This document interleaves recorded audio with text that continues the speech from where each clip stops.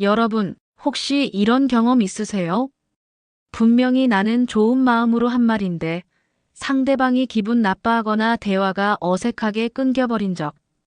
아니면 내가 말을 꺼냈는데 주변이 갑자기 조용해지는 느낌. 그런데 정작 나는 무슨 말이 문제였는지 잘 모르겠는 거예요. 사실 이게 굉장히 흔한 일입니다. 특히 60대 이후에 오히려 더 많아지는 경향이 있어요.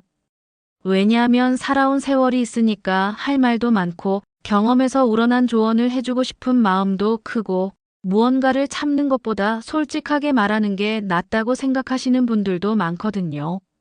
그리고 나이가 들면서 언어 감각도 많이 떨어진 것도 있고요. 그런데 문제는 말의 내용이 아니라 말의 방식과 타이밍이 관계를 허물어뜨린다는 겁니다. 큰 싸움 한 번이 아니라 사소한 말들이 쌓이고 쌓여 관계가 어색해지는 거거든요. 오늘은 노후에 우리가 조심해야 하는 6가지 말 습관들을 하나씩 들여다보겠습니다.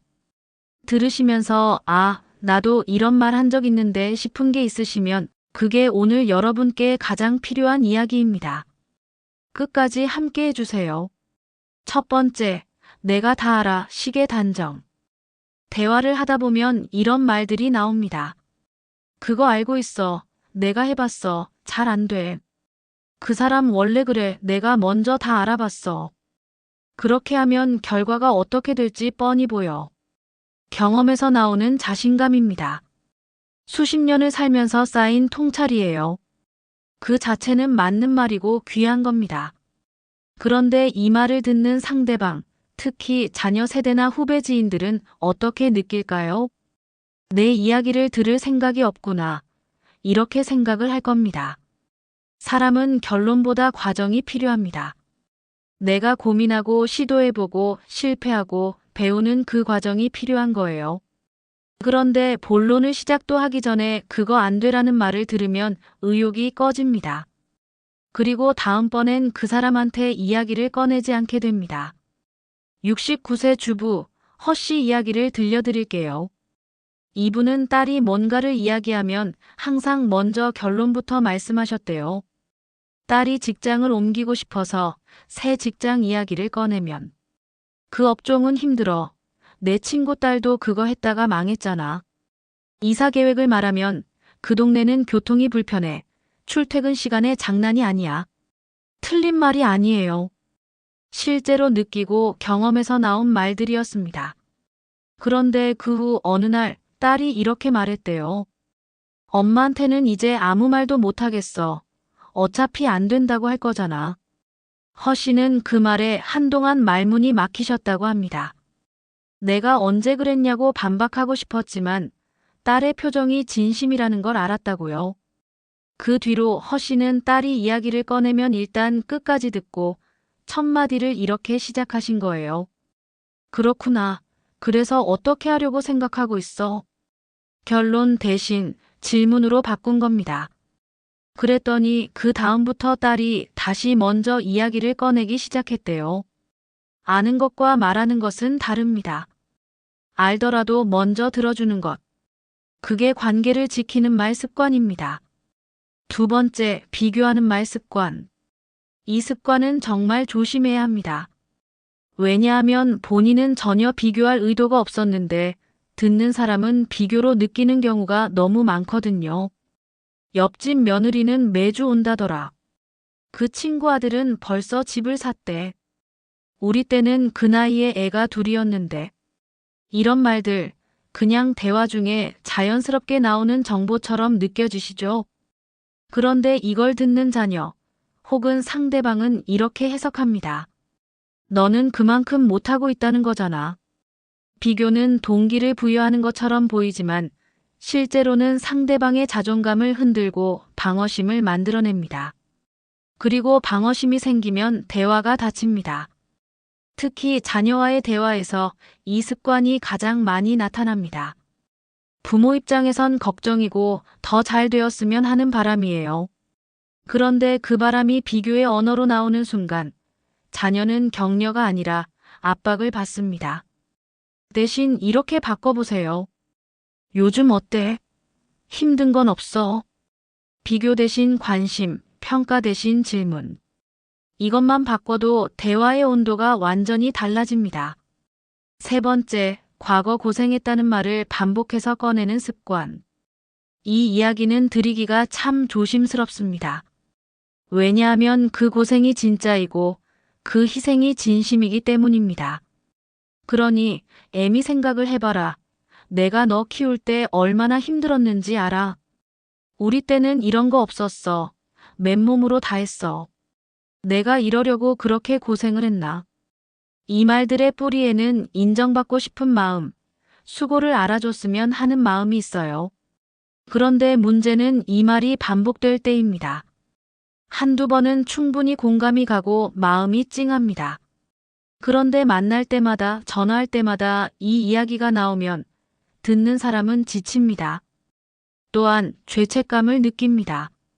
그리고 듣는 사람을 가까이 가게 만드는 게 아니라 오히려 멀어지게 만듭니다. 78세 어머니 황 씨의 이야기입니다. 이분은 사남매를 혼자 키우셨어요. 진짜 고생을 하셨습니다. 그런데 아들들이 장성하고 나서도 모이면 항상 그 시절 고생했던 이야기를 하셨대요. 그러다 어느 날 막내 아들이 솔직하게 말했습니다. 엄마가 고생하신 거 우리 다 알아요.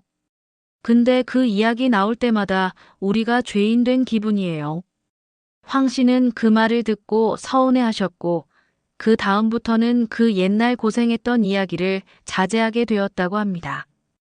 반면에 제가 아는 어느 집처럼 같은 과거 이야기라도 힘들었다, 고생했다는 이야기 대신 함께 웃을 수 있는 옛 추억 이야기로 집안 분위기를 항상 밝게 만드는 집도 있습니다. 과거 이야기는 함께 웃을 수 있는 이야기로 꺼낼 때 관계를 더 따뜻하게 만들어줍니다. 네 번째, 충고를 부탁받지 않았는데 먼저 하는 습관. 이건 특히 경험이 많은 분들에게 자주 나타나는 습관입니다. 상대방이 고민을 이야기합니다. 그런데 사실 그 사람은 해결책이 필요한 게 아니라 그냥 들어줬으면 하는 거예요. 친한 관계이기 때문에 그냥 마음을 털어놓고 싶은 거죠. 그런데 우리는 바로 이렇게 이야기하게 됩니다. 그러니까 내가 뭐라 했어. 그렇게 하면 안 된다고 했잖아. 그건 내가 해봐서 아는데 이렇게 했어야 해. 그 사람이 문제야. 이렇게 대처해. 상대방이 원하지도 않은 충고를 먼저 꺼내는 겁니다. 사람은 자신의 이야기를 들어주는 것만으로도 위로를 받습니다. 그런데 이야기를 꺼내자마자 충고가 날아오면 판단을 받는 느낌이 들어요. 그러면 다음번엔 이야기를 꺼내지 않게 됩니다. 71세 은퇴 교사 임 씨는 이 습관 때문에 친구들 사이에서 조언기계, 만물 박사라는 별명이 붙었대요. 시간이 갈수록 친구들은 임 씨를 만나기를 꺼려하게 되었습니다. 충고는 부탁을 받았을 때 가장 빛납니다. 친한 친구가 고민을 이야기할 때는 그냥 먼저 들어주세요. 그러면 상대방이 먼저 의견을 물어볼 겁니다.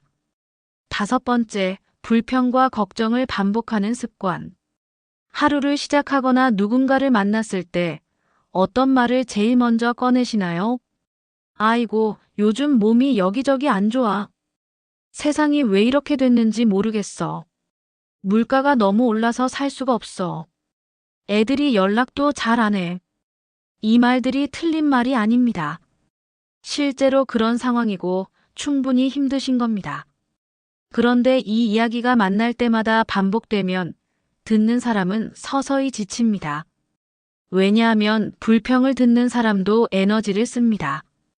공감해야 하고 뭔가 위로의 말을 찾아야 하고, 그런데 그 에너지를 쓰고 나서도 나아지는 게 없으면 슬슬 그 사람을 피하게 됩니다.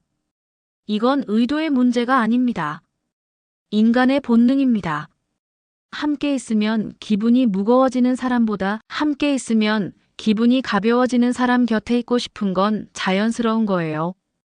64세 오 씨는 남편을 먼저 보낸 뒤로 친구들과의 모임에서 항상 힘들다는 이야기를 하셨대요. 처음엔 친구들이 많이 챙겨줬습니다. 그런데 2년이 지나도 같은 이야기가 반복되자 모임에 빠지는 친구들이 늘었고 나중엔 연락도 줄었대요. 불평을 참으라는 이야기가 아닙니다. 힘든 건 힘들다고 말해야 합니다. 다만 불평의 비율을 줄이고 긍정의 이야기를 함께 꺼내는 것. 그것만으로도 모임의 분위기가 바뀌고 대화의 온도가 달라집니다. 6번째, 침묵을 불편해하는 습관. 이건 말을 너무 많이 하려는 습관에 대한 이야기입니다. 우리는 침묵이 어색하면 어떻게든 말을 채우려 합니다. 대화가 잠깐 끊기면 무언가를 꺼내야 할 것 같은 느낌. 그래서 별 의미 없는 말, 혹은 하지 않아도 될 말을 꺼내게 됩니다. 근데 있잖아, 저번에 내가 말했는데. 그러고 보니까 저 사람 있잖아. 아, 맞다. 이것도 얘기해야겠다. 침묵을 채우려다가 오히려 안 해도 될 말, 후회할 말, 상대방이 듣기 불편한 말을 하게 됩니다. 그런데 사실 침묵은 대화의 실패가 아닙니다. 오히려 깊은 관계일수록 침묵이 편안합니다. 말없이 함께 있어도 어색하지 않은 사이. 그게 진짜 가까운 관계가 아닐까요? 말을 많이 하는 것보다 적절한 순간에 적절한 말을 하는 것이 훨씬 더 강합니다. 대화하면서 딱 한 번만 실험해 보세요. 말을 꺼내고 싶은 순간에 3초만 기다려보는 겁니다. 그 3초 안에 이 말이 정말 필요한 말인가? 를 한 번만 생각해 보세요. 그러면 훨씬 더 의미 있는 말만 남게 됩니다. 오늘은 노후에 흔히 있을 수 있는 6가지 말 습관을 함께 살펴봤습니다. 정리해 보겠습니다.